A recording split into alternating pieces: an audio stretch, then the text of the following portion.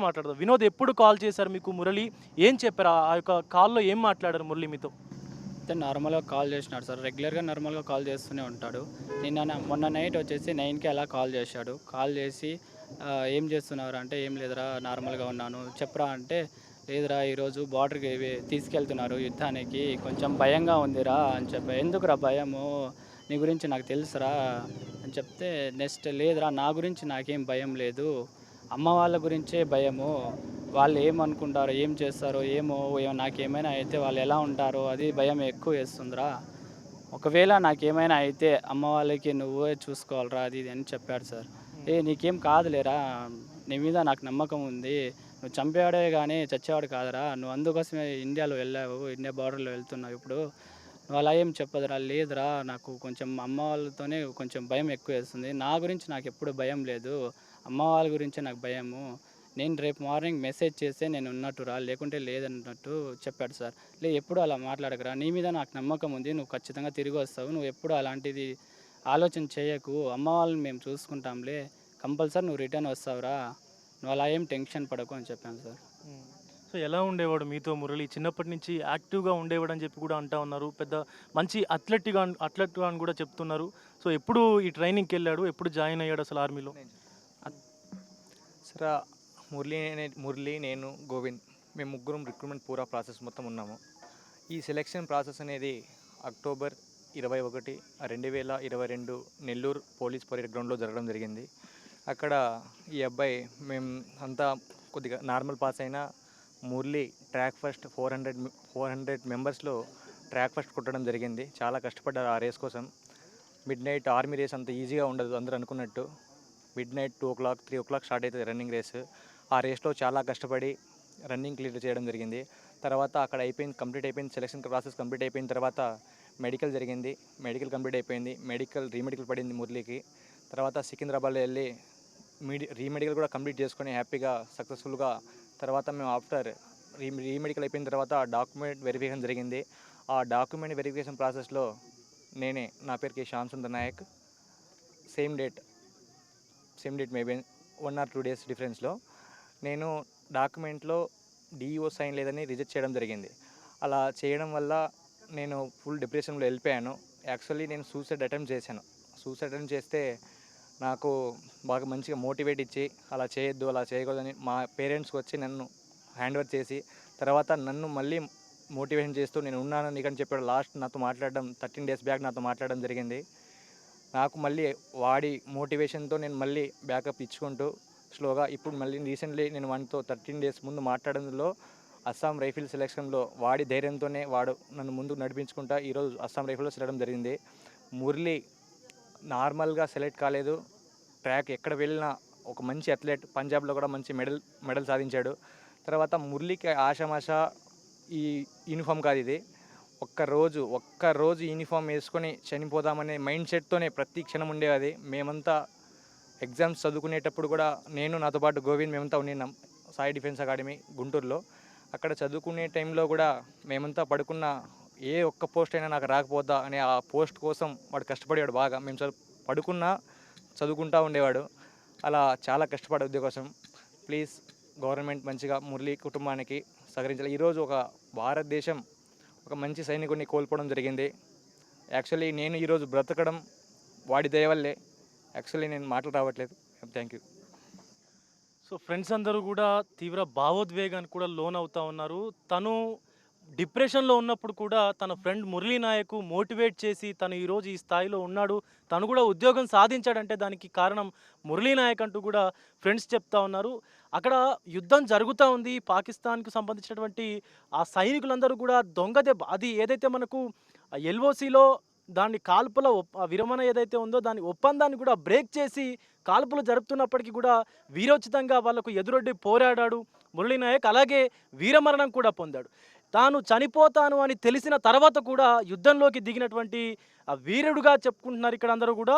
ముందే తాను చనిపోతానని ముందే తనకు తెలిసి కూడా తన ఫ్రెండ్‌కి కాల్ చేసి, తన స్నేహితుడికి కాల్ చేసి, తల్లిదండ్రుల గురించి బాధ్యతను అప్పగించి తను యుద్ధంలోకి దిగినటువంటి సిట్యుయేషన్ కనిపిస్తా ఉంది. అలాగే చిన్నప్పటి నుంచి కూడా మురళీ నాయక్ తల్లిదండ్రులు ఇద్దరు కూడా అంటే రోజువారీ కూలీలు పనులు చేసేవాళ్ళు. వాళ్ళిద్దరూ కూడా బొంబాయికి వెళ్ళి వాళ్ళ రోజువారీ ఆ యొక్క కూలీ పనులు చేసేవారు. సో మురళీ నాయక్ తన మేనమామ వద్దనే పెరిగాడు.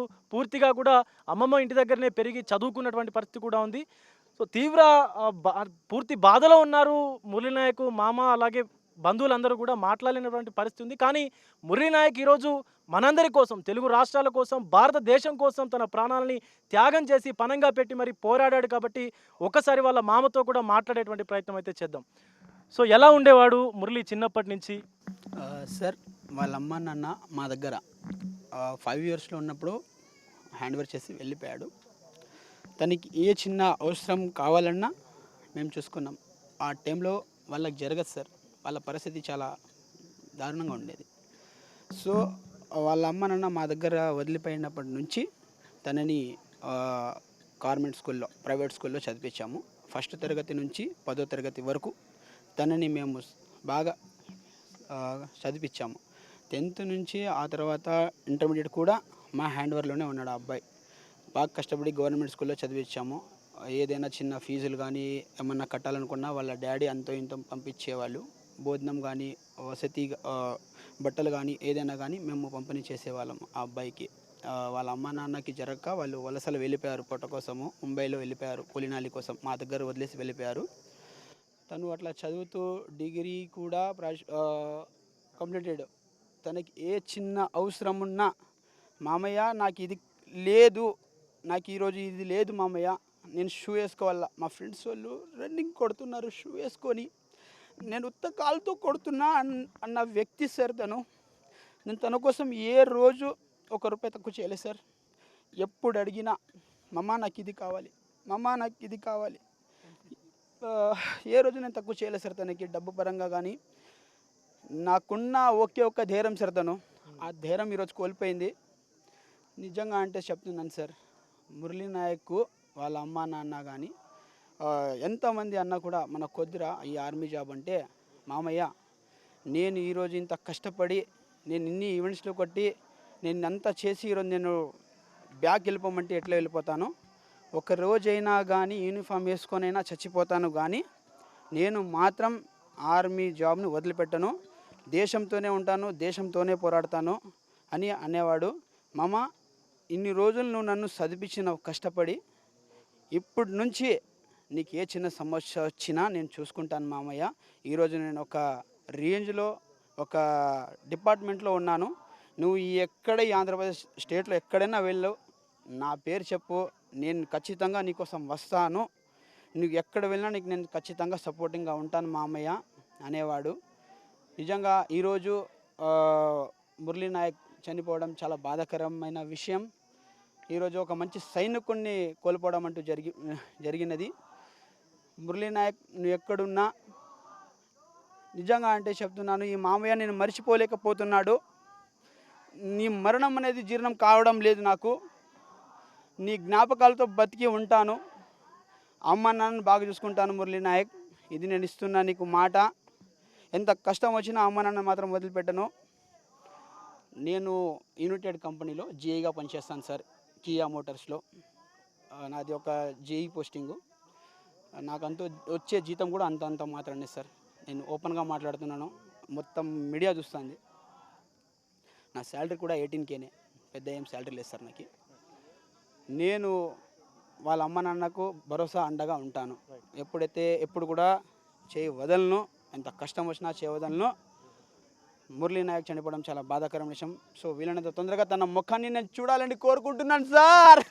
తన ముఖాన్ని చూడాలి, తను చూడాలి సార్, తను చూడాలి, నేను తన ముఖాన్ని చివరిసారిగా చూడాలి సార్. తను నేను చూడక దాదాపుగా ఇప్పుడు 6 months అవుతాను సార్. తను నేను చూడాలి, చివరిసారిగా తన ముఖం చూడాలి సార్. జై హింద్, జై భారత్. సో తన మామ కూడా సుమారుగా 6 నెలలు అవుతుంది మురళీ నాయకుని చూడక. తను ఉద్యోగానికి వెళ్ళొస్తానని చెప్పి అక్కడ బార్డర్లో వీరమరణం పొంది దేశం కోసం తను చనిపోతాను అని చెప్పి ముందే తెలిసినా కూడా వెనకడుగు వెయ్యకుండా వెనుదిరగకుండా పాకిస్తాన్ సైన్యం జులిపిస్తున్నటువంటి తూటాలకు ఎదురెళ్ళి మరి ప్రాణాలను వదిలిపెట్టాడు తప్ప వెనక్కి రాలేదు, వెనక్కి తగ్గలేదు. అయితే తను 6 నెలల నుంచి కూడా ఇక్కడికి రాలేదు అని చెప్పి వాళ్ళ మామ చెప్తా ఉన్నారు. అయితే ఈరోజు సాయంత్రం కూడా మురళి యొక్క పార్థివ దేహం కల్లితండకు తీసుకురాబడుతుంది. ఈరోజు సాయంత్రం తర్వాత మిగతా కార్యక్రమాలు కూడా చేసేటువంటి అవకాశం కనిపిస్తూ ఉంది.